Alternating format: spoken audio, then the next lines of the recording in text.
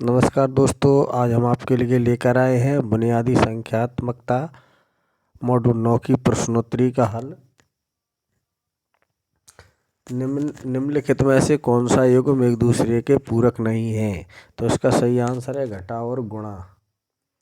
Next है, कब कहा जाता है कि बच्चे ने आकार और स्थान की समझ हासिल नहीं की है?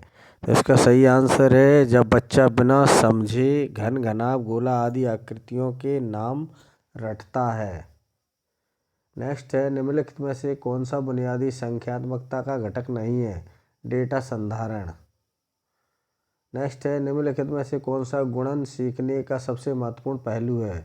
गुणन को कितनी बार जोड़ने के रूप में समझना। संख्यात्मकता की मजबूत बुनियाद सुनिश्चित करने के लिए बच्चों का मूल्यांकन किया जाना चाहिए सतत, रचनात्मक या अनुकूली विधियों के माध्यम से। नेक्स्ट है, मापन शिक्षण के लिए निम्नलिखित में से कौन सा उपागम नहीं होना चाहिए? तो इसका सही आंसर है शिक्षक द्वारा माप की मानक इकाइयों और उनके रूपांतरणों को सीधे पेश करना। अगला है, निम्नलिखित में से कौन एक गणितीय प्रक्रिया नहीं है? रटकर याद रखना। जिन चीज़ों में कुछ विशेषताएं समान है उन्हें एक साथ रखने से रिक्त स्थान की क्षमता में वृद्धि होती है। वर्गीकरण। नेक्स्ट है, गणना की प्रक्रिया के दौरान विद्यार्थी क्या नहीं कर रहा होता है? तो यहाँ सही आंसर है नंबर के नाम लिखता है।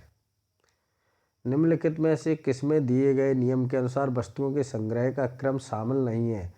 तो इसका व्यवस्था। निम्नलिखित में से कौन सा संख्याओं का प्रकार उपयोगिता नहीं है? तो इसका सही आंसर है सौंदर्य संख्या। निम्नलिखित में से कौन सा परिदृश्य जोड़ और घटाव से संबंधित शब्द समस्याओं में शामिल नहीं है?